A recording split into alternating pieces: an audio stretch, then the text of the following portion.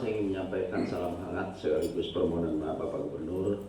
Saat ini beliau ada di Jakarta, diundang oleh DPR RI untuk rapat kerja di sana, sehingga beliau tidak bisa hadir dan kami diminta untuk mewakili beliau sekaligus nanti mungkin menyampaikan materi tertulis yang sudah disiapkan. Nanti akan kami sampaikan pada kesempatan yang berikutnya. Saya hormati Ketua Setakat Negeri Pontianak Dr. Sunarso SPM, yang saya hormati para dosen dan akademisi Setakat Negeri Pontianak, yang saya hormati Ketua Panitia Raker, hadirin dan undangan yang mohon maaf tidak dapat disebutkan satu persatu, namun tidak mengurangi rasa hormat kami kepada Bapak Ibu yang telah hadir. Sebagaimana yang diungkapkan moderator akan menemukan hakim bagi saya. Sampai saat ini saya rasa masih berada di dalam rumah sendiri, Bapak Ibu. Karena cukup lama saya bergabung dengan Setakat sejak awal berdirinya dulu. Cuman saya tidak melanjutkan, sehingga mestinya dulu ahli status. Harusnya dulu kalau ahli status mungkin masih tetap bersama-sama Bapak Ibu, tapi mungkin inilah jalur hidup kita masing-masing. Baiklah Bapak Ibu, kita sebagaimana kita ketahui bahwa Setakat Negeri ini adalah salah satu perguruan tinggi negeri yang ada di Kalimantan Barat, dan prosesnya tentu Bapak Ibu sudah pahami bersama. Kita mengalami bersama-sama proses peralihan statusnya dari dulu dalam bentuk swasta menjadi negeri. Karena sekarang mau bertransformasi lagi untuk menjadi lebih besar. Ya. Tentu harapan ini harapan kita bersama. Dengan adanya transformasi ini tentu bukan hanya Setakat itu sendiri yang diuntungkan, saya pikir seluruh masyarakat Kalimantan Barat. Karena kapasitas semakin dibesarkan. Dengan kapasitas semakin besar tentu kita harapkan kiprah Setakat Negeri ini ke depan, khususnya dalam mendukung pengembangan sumber daya manusia di Kalimantan Barat, tentu akan semakin baik, semakin bagus, dan semakin kapasitasnya semakin berkembang. Bapak Ibu hadirin dan undangan yang saya hormati, saat ini negara kita tentu mempersiapkan diri mewujudkan cita-cita Indonesia Emas pada tahun 2045. Mudah-mudahan ini tercapai. Walaupun banyak ramalan 2030 bunyi bubar. Barang Mudah-mudahan udah dicoba. Ya. Sebenarnya satu yang belum ada tuh titik bubarnya kumpulnya tidak dibuat bukan kita. tergantung kita. Mungkin sebagian berharap bubar. Bukan Bisa titik mungkin kumpul negara sendiri. belum buat. Titik kumpul itu kan ngitung orang tuh. Ada untuk dan seterusnya. Itu tergantung kepada kita semua. Dan pada tahun itu diprediksi Indonesia akan mampu menduduki posisi keempat negara perekonomian terbesar setelah Cina. Ya. Nanti 2045 ini. Setelah Cina, India dan Amerika. Oleh karena itu, dalam rangka menuju tahun 2045, Indonesia ini telah menuangkan berbagai rencana kegiatan ke dalam rencana pembangunan jangka panjang nasional 2025 sampai 2045. Presiden dulu sebelum Pak Prabowo, Pak Joko Widodo pernah menekankan bahwa kita perlu memanfaatkan peluang dengan menggunakan perencanaan visi dan strategi besar yang aktif untuk mencapai Indonesia Emas pada tahun 2045. Dan peluang itu tentunya berada di bonus demografi yang kita alami.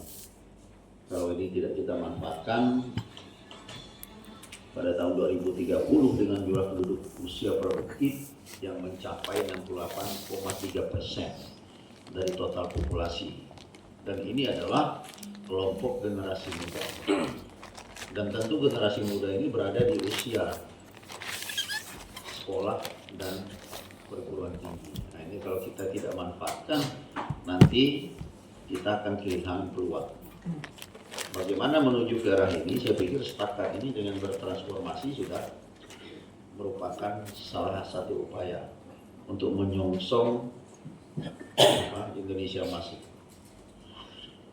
Kemudian kita tahu bahwa Kalimantan Barat juga merupakan salah satu provinsi yang berada di beranda terdepan negara Indonesia, ya, yang berbatasan langsung dengan Malaysia, ya, sampai ke Brunei Darussalam. Dan kita tahu Kalimantan Barat ini juga kita kenal dengan bumi Katulistiwa yang memiliki bentuk majemuk, ya, didukung dengan potensi sumber daya alam yang melimpah. Kenapa saya katakan melimpah? Kalau kita lihat tayangan-tayangan Bapak Wakil Gubernur ya di media-media sosial, kita ini sebenarnya kalau kita mau jujur, kita bisa lebih hebat daripada Kalimantan Timur. Kalimantan Timur ini kan mengandalkan batu bara. Sementara Kalbar ini kalau kita mau jujur, jauh lebih potensi dibandingkan Kalimantan Timur. Emas kita ini sebenarnya banyak, cuman persoalannya emas-emas ini yang diambil dari bumi Kalimantan banyak yang melalui proses yang tidak legal, bahasa negara ini, karena tidak melalui proses BPR, karena memang emas rakyat. Jadi tidak melalui tahapan-tahapan regulasi yang dibutuhkan. Dan celakanya emas yang dihasilkan ini biasanya melalui perdagangan yang sifatnya ilegal, tidak diambil melalui proses perizinan yang sebenarnya sudah ditentukan oleh negara. Dan barang ini sebenarnya justru banyak oknum-oknum tertentu yang memanfaatkan, yang mungkin kita agak susah untuk berhadapan dengan kelompok-kelompok yang ini. Tapi ini oke lah, ini bisa bicara tentang potensi Kalimantan Barat. Luas wilayah kita kurang lebih 147.307 km atau 7,53% dari luas Indonesia. 7,53%, ya. Dan tentu Kalimantan Barat ini memerlukan penataan yang lebih baik melalui berbagai program, ya. Dan kita lihat visi dan misi yang perlu ditayangkan. Nah, ini di RPJMD kita, Bapak Ibu bisa lihat di sana. Jadi sasaran visi dan misi di sini ada 11 sebenarnya misi. Salah satunya yang mungkin bersinggungan dengan kita adalah terkait dengan mewujudkan peningkatan sumber daya manusia yang beriman dan bertakwa kepada Tuhan Yang Maha Esa. Nah, ini yang bersinggungan langsung dengan dengan lembaga-lembaga pendidikan, ya. Kemudian di dalam visi ini ada beberapa rencana dan harapan yang telah kita rumuskan, ya. Tentu untuk mencapai ini tidak bisa dilakukan hanya oleh pemerintah provinsi, ya.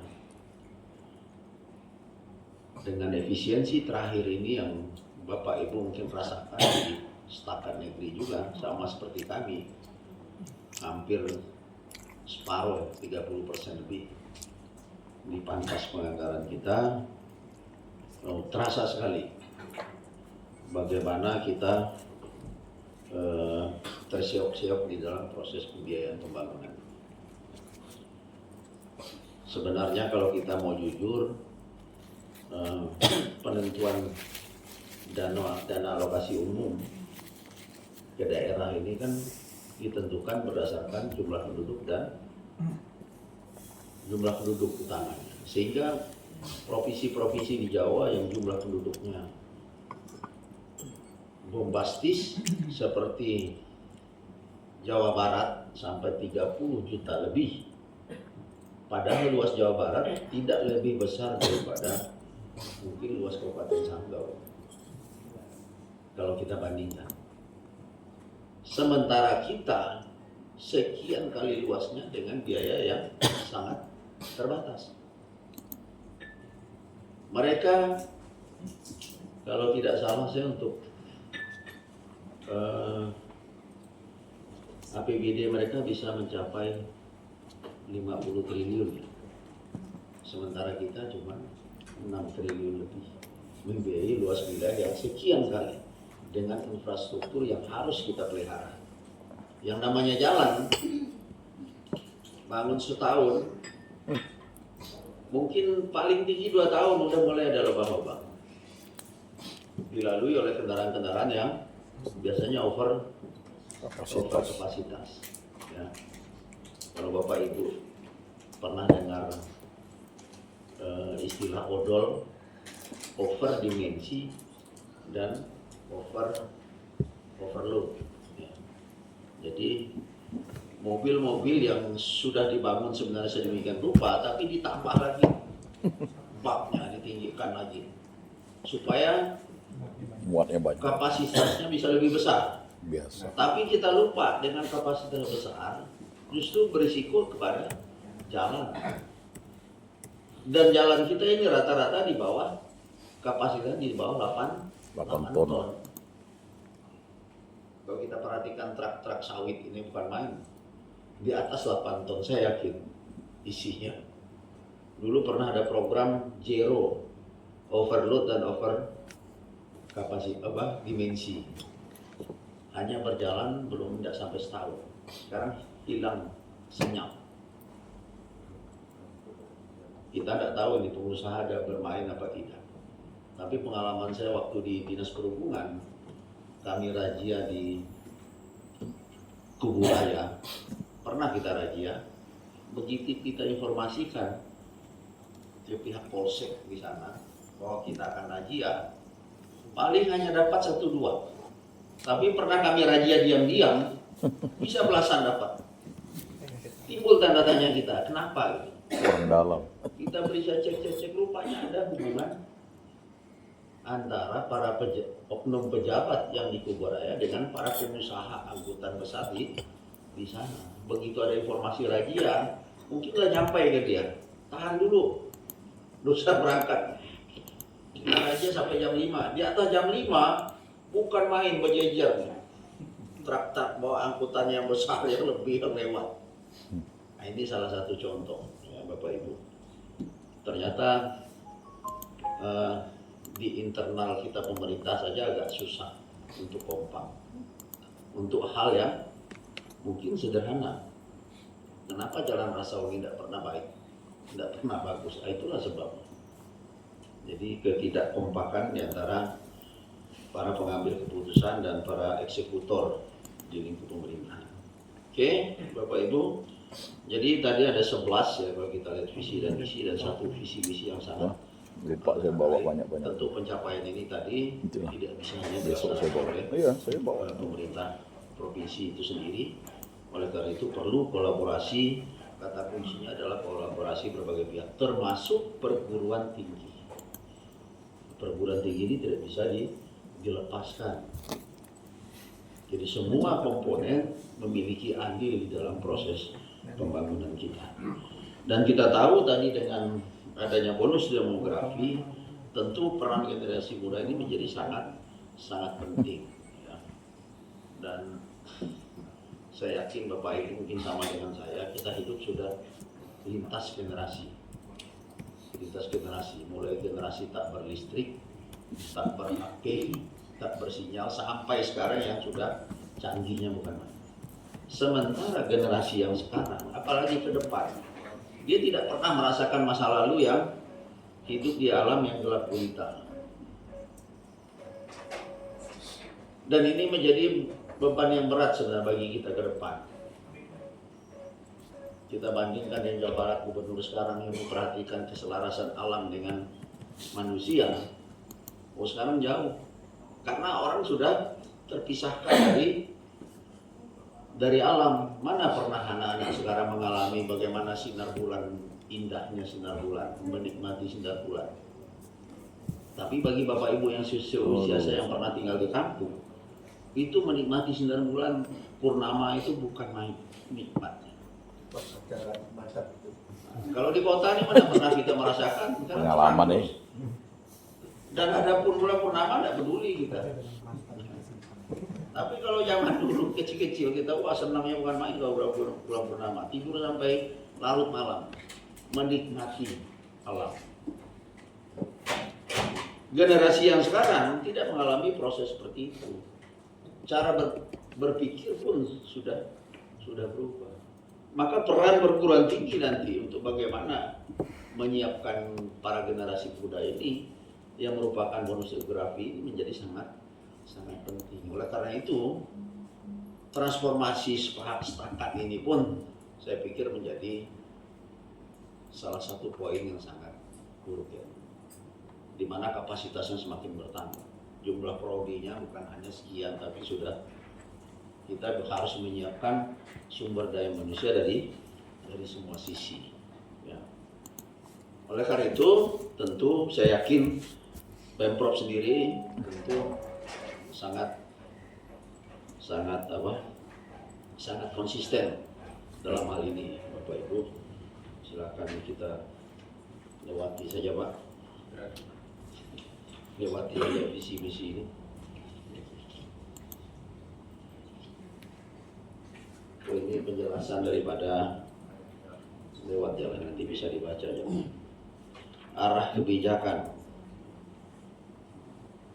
lewat.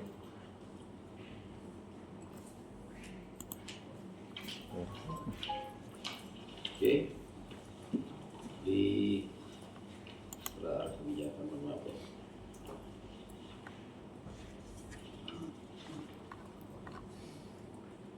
Terus di beranda.